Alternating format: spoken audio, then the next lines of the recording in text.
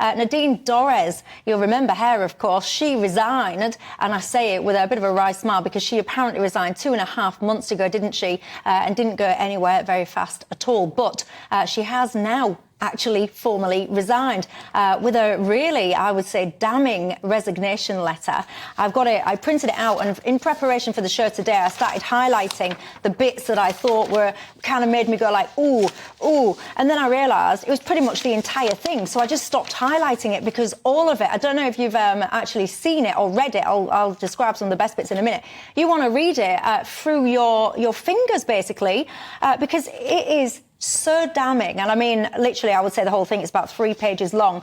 But she's basically saying, I'm paraphrasing here, but she's basically saying that Rishi Sunak is a bit of a jerk, that there is a democratic deficit, there is a zombie government that's basically been happening, a zombie parliament. She talks about political assassinations and dark forces. Why are the Tories doing this to themselves? Well, that last question is a very good one. I always hate blue on blue. But look, I have a position on this that will please nobody. Point one, I rather like Nadine Dorries. I've known her a long time, and I think I rather like her, which 99% of people will immediately switch off. But number two, I don't think she should have sent this letter, for 2 reasons, really. The first is that the longer you make something like this, the less impact it has. I mean, it's just this redolent of the kitchen sink, and another thing that I don't like, and another thing that I don't like. And in the end, I think you come across as bitter, and she's better, in my view at least, she's better than that. But the second reason is to do with your blue on blue thing. People don't get elected because they are Nadine Dorries, or for that matter, because they're Rishi Sunak. They get elected because they've got a blue rosette on or a red rosette on. And in the end, you owe the party that got you elected a good deal more loyalty than is on show, not just with this example, but basically across the political board. Gerald? Well, reading her letter, it was rather a tribute to herself. Normally, I think you should rely on somebody else to do that. She was talking about what a great culture secretary she was, which I think a lot of people would disagree on that. She's a publicity seeker, and she doesn't like anybody. The only person she likes is Boris. She hated David Cameron because he told her to calm down, and she said, I'm not going to take this from... And she had a go at George Osborne as well. She said, I'm not going to take this from 2 rich boys from Eton. So she didn't like them. She didn't like any of the prime ministers that followed in terms of Theresa May or Liz Truss. It was only Boris, which tells you something about her. And I think that she's got a point in terms of the Tory party being broken. I think that they realise it's broken at the moment. I don't think they're happy. But they've broken it. They've done this. I mean, how anyone can go from what Boris Johnson achieved to the absolute shambles that they've made it is beyond me. Well, it's certainly an uphill struggle at the next election, because, of course, in 2019, the 3 big factors, basically, were Boris, Brexit and Corbyn, and none of those factors will apply at the next election. So it's going to be more difficult for the Conservative Party, no argument about that. But actually, your point about why do this if the party's in trouble applies both ways. I say, plainly, Nadine Dorries is not in a happy place. I don't believe in kicking someone when they're down. If you accept her premise and the Prime Minister is in trouble and not doing well, then don't send in a resignation letter like this. Why is she not in a happy place? Well, plainly, she's not on board with what's happened since Boris Johnson went as Prime Minister. And you know what? I was the last Japanese soldier on my jungle island defending Boris Johnson as PM.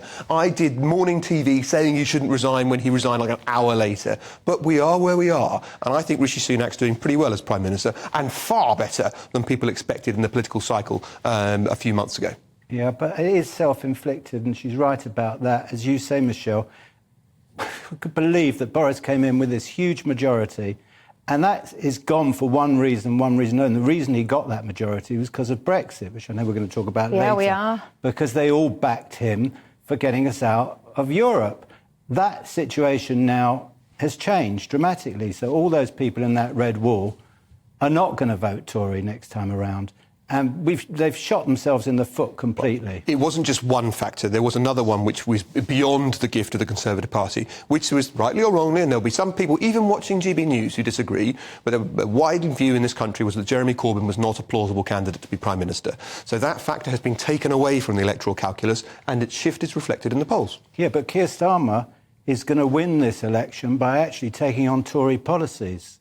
Well, you make an interesting point because she says in this letter, and if you've not seen it, by the way, it's widely available now all over the internet. Which chapter of the letter do you want us to turn to? The final, second to last paragraph, she says, basically, you have abandoned the fundamental principles of conservatism and history will not judge you kindly. So the point that Gerald makes there is an interesting one, which is actually some people will say that the Conservatives are no longer the Conservatives, and actually some of the other parties, whether it's Reform or whoever, they are now filling that void. No, look, I mean, that part of her letter, and I've been as kind as I can, but I think that part of her letter is basically ridiculous. Plainly, this government wants to lower tax, even if it's not doing as much as it could or, in my view, should.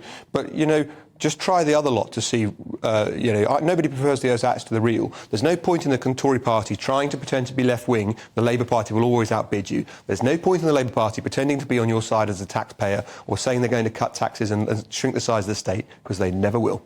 And you say you know Nadine and she's a nice person and she's a bit sad. I don't know Nadine, but I'm not surprised that she's sad. I think she's a jumped-up, self-entitled individual, and the reason that she's sad is because she believes that she deserves this place in the House of Lords, and all of this is her kicking off like a petulant child because she didn't get that entitlement, and I think that is embarrassing. It's Macbeth, isn't it, where everything... Oh, no, it's Othello, where everything kicks off because Iago isn't given the title that he wants to murderous ends.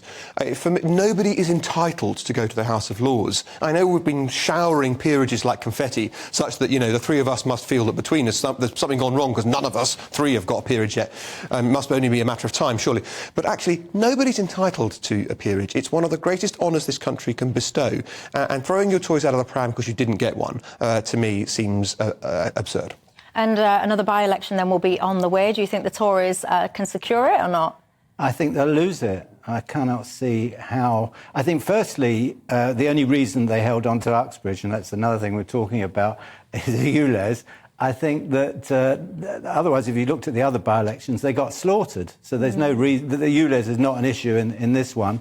And I also think there's a lot of hostility against Nadine Dorries locally, the way that she disappeared for so long. Well, so she says, again, I mean, this really is a fascinating letter. She basically says that she has been busy serving her constituents and dealing with their stuff. She's a very proud person of her job and her history and all the rest. She says that the Prime Minister and a lot of the media have basically done a bit of a witch hunt against her.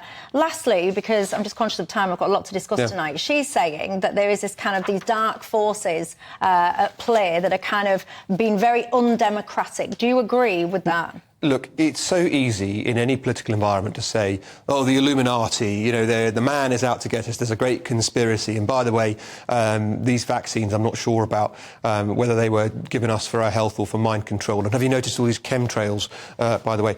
In the end, it's so easy to disappear down a conspiracy theory track. Normally, politics is judged and run by cock-up, not by conspiracy. Is that fair? I think it's a fair point. There's some truth in that, and it's a really sad situation. As a Tory voter myself all my life, I can't get myself to vote Tory this time because of this whole... As one Nadine Dorries... Is there anything they could do to win back your vote at the next election? Because there's a long time between now and then. Well, Sunak's doing all the right things. I mean, he's doing his best. But I think that...